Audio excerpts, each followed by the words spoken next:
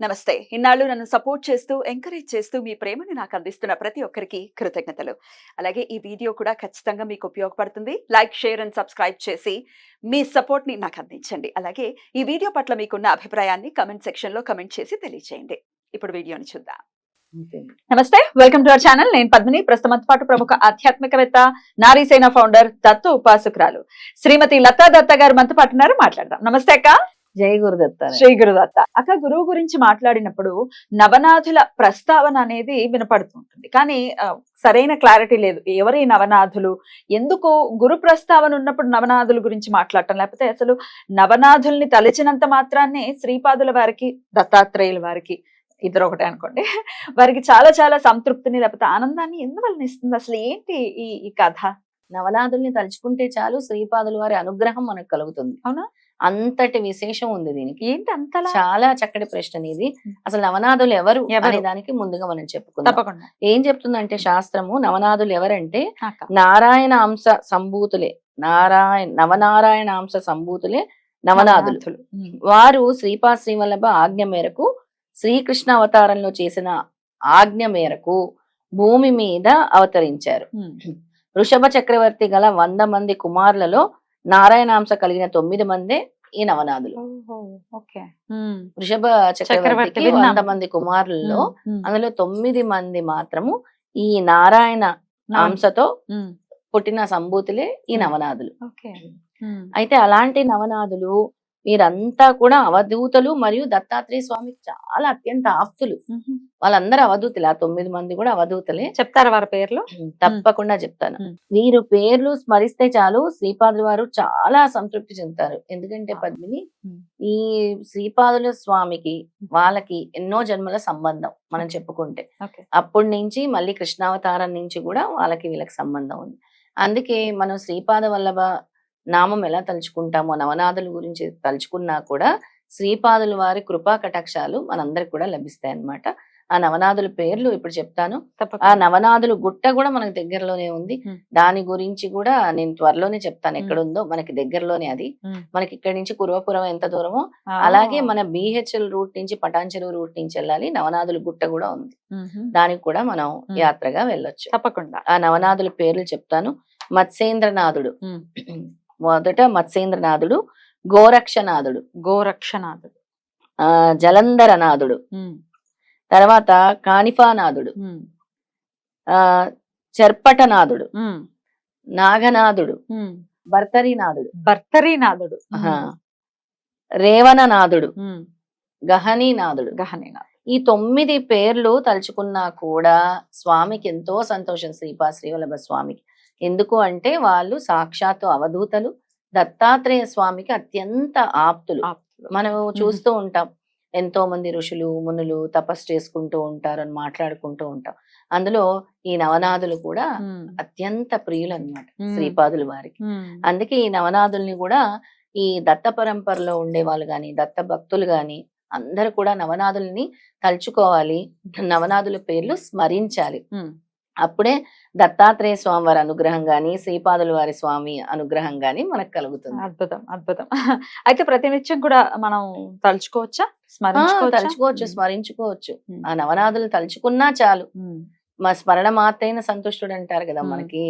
శ్రీపాదుల వారు వాళ్ళని తలుచుకున్నా కూడా శ్రీపాదుల వారి కరుణా కటాక్షాలు ఏంటి, ఆయన సంతసిస్తారు ముందు. ఆయన సంతోషిస్తే మనకి ఏదైనా చేస్తారు కదా.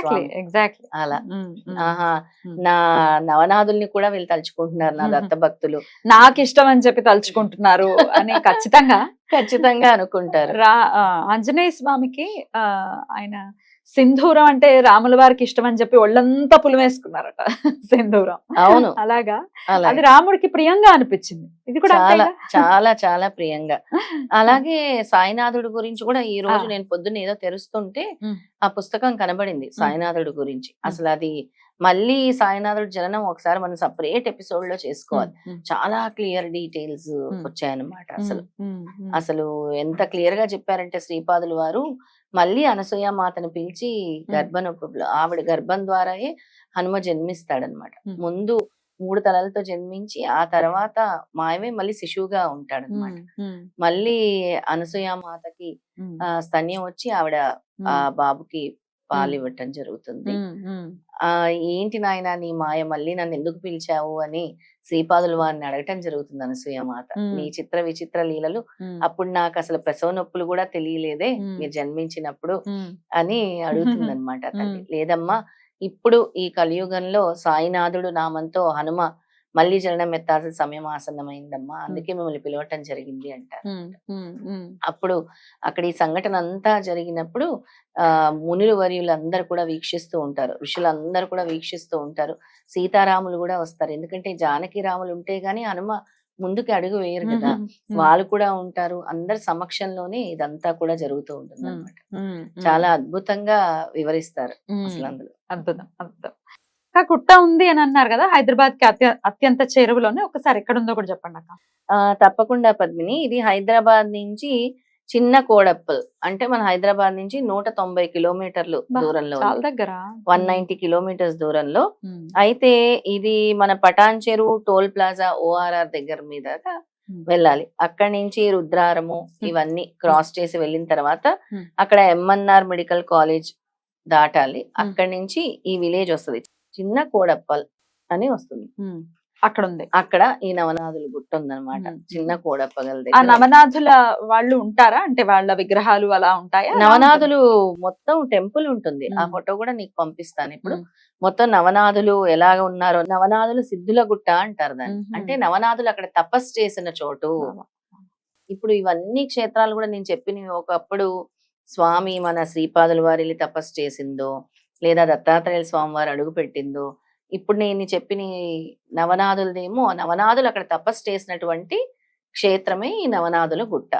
ఆ నవనాథులు 9 మంది కూడా అక్కడ కూర్చొని తపస్సు ఆచరించారు అందులో అన్నమాట. నవనాథ సిద్ధుల గుట్టపై మత్స్యేంద్రనాథుడు ప్రతిష్ఠించిన శివలింగం కూడా ఉంటుంది. అందులో మత్స్యేంద్రనాథుడు ఎన్నో వాడు, ఆయన మొదటివాడు. ఆయనే శివలింగాన్ని ప్రతిష్ఠించిన శివలింగం కూడా నవనాథుల గుట్ట దగ్గరే ఉంటుంది. ఆ నవనాథులు ఉంటారు, ఈశ్వరుడు కూడా అక్కడే ఉంటారు అన్నమాట.